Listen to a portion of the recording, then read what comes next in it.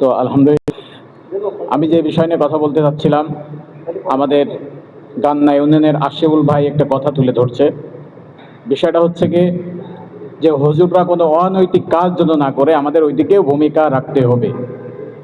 তো বিগত 2-1 দিনের ভিতরে নেত্রকোনার একটা কাহিনী আমরা সবাই দেখছি, একটা মহিলা মাদ্রাসার কাহিনী। আসলে হুজুর দোষী কিনা, হুজুর তো নিজেই বলছে ডিএনএ টেস্ট করতে, কিন্তু আইন, তারপর সমাজ ডিএনএ টেস্ট করছে, হুজুরের উপর চাপিয়ে দিচ্ছে, তাই না? তো আমাদের জেলায় আমাদের হাফেজ ঐক্য কল্যাণ পরিষদ আছে, যে আমি যদি ভাবি আমাদের জনবল অনেক, আমি অনৈতিক কাজ করে বেঁচে যাব, আমার পাশে হাফেজ সাহেবরা আছে, এটা ভুল। আমরা অন্যার বিপক্ষে আছি।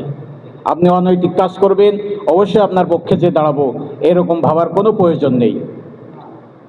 আমরা যারা আপনাকে দোষারোপ করবে তাদের নিয়ে আপনাকে নিয়ে বসা হবে। যেরকম ওখানে ডিএনএ টেস্ট করলে কিন্তু আসলে দোষীকে ধরা পড়ে যেত, তাই না?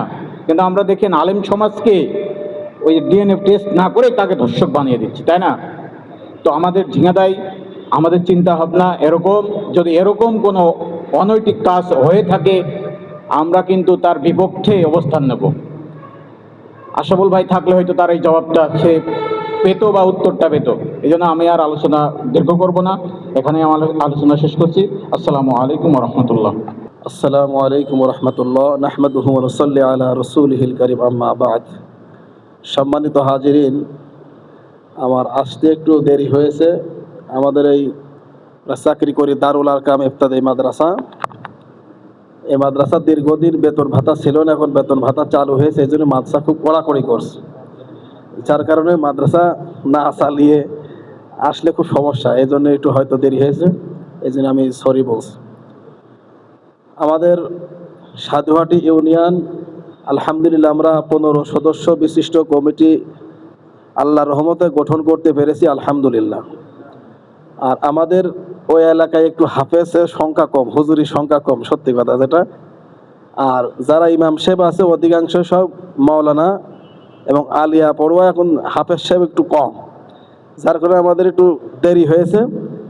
আরও ইনশাল্লাহ আমি ওই এলাকায় আমিও নতুন, বেশি দিন, আমি হয়তো 2 বছর গিয়েছি, সেই রকম পরিস্থিতিকে লাভ করতে পারিনি। হয়তো আশা করা যায় এই সংগঠনের মাধ্যমে আমার ওই এলাকায় বেশি হবে এবং বেশি আরও চিনা হবে ইনশাল্লাহ। আর আমাদের সাধুহাটি ইউনিয়ন যে গজর কমিটিতে আছে, সবাই আল্লাহর রহমতে অ্যাক্টিভ আছে।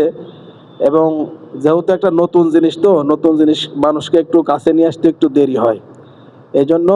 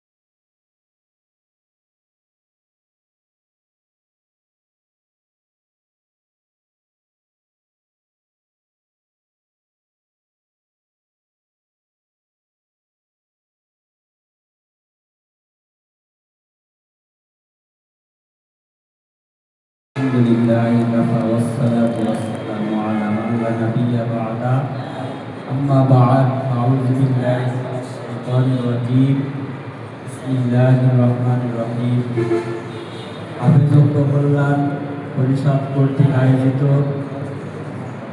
আজকের এই সমাপনী অধিবেশনে আমাদের সামনে উপস্থিত আছে অত্র প্রতিষ্ঠানের সভাপতি, সেক্রেটারি মহোদয় এবং সঞ্চালক, আরও উপস্থিত আছে জেলা পর্যায়ে কমিটিবৃন্দ এবং ইউনিয়ন পর্যায়ের কমিটি সদস্যবৃন্দ, আরও আছে বিভিন্ন এলাকা থেকে আলেম ওলামা। আমার অন্তরস্থল থেকে আন্তরিক সালাম, আসসালামু আলাইকুম ওয়া রাহমাতুল্লাহি ওয়া বারাকাতুহু।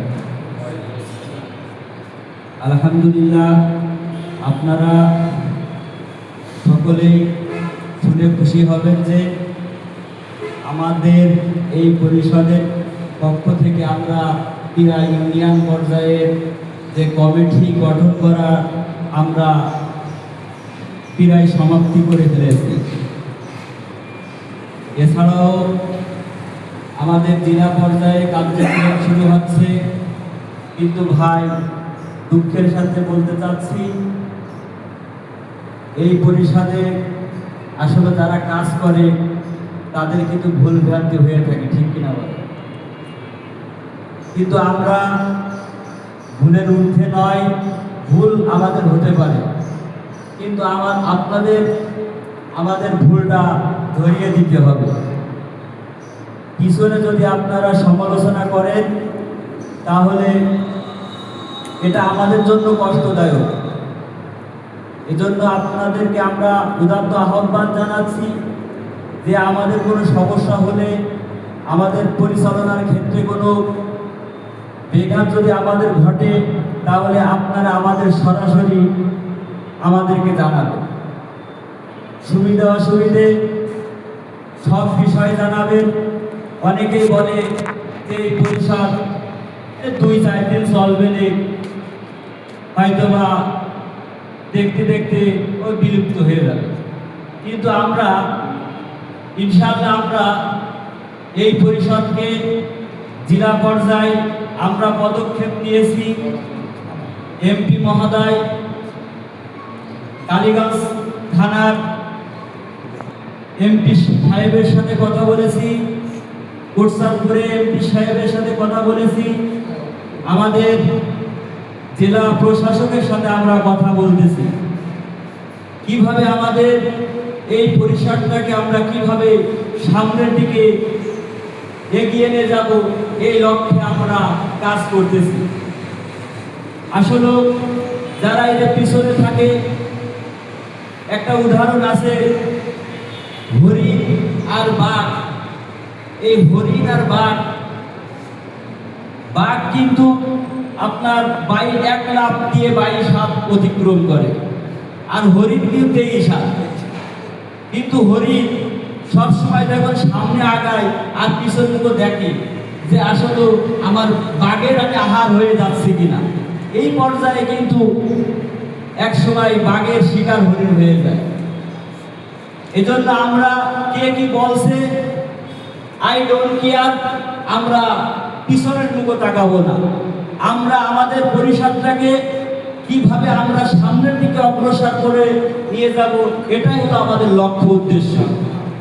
আর যদি এই পরিষদের কেউ যদি কোনো খারাপ কথা মন্তব্য একে অপরের সাথে পিছনে যদি বলে থাকে, তাহলে আমাদের অভিযোগ দেবে আমাদের লিখিতভাবে যে ভাই আপনাদের এই সমস্যা, এই সুবিধা অসুবিধা, আপনাদের সমস্যা হচ্ছে, আপনাদের এই কাজগুলো আমাদের পছন্দ হচ্ছে না, তারা আমাদের অভিযোগ দেবে লিখিতভাবে।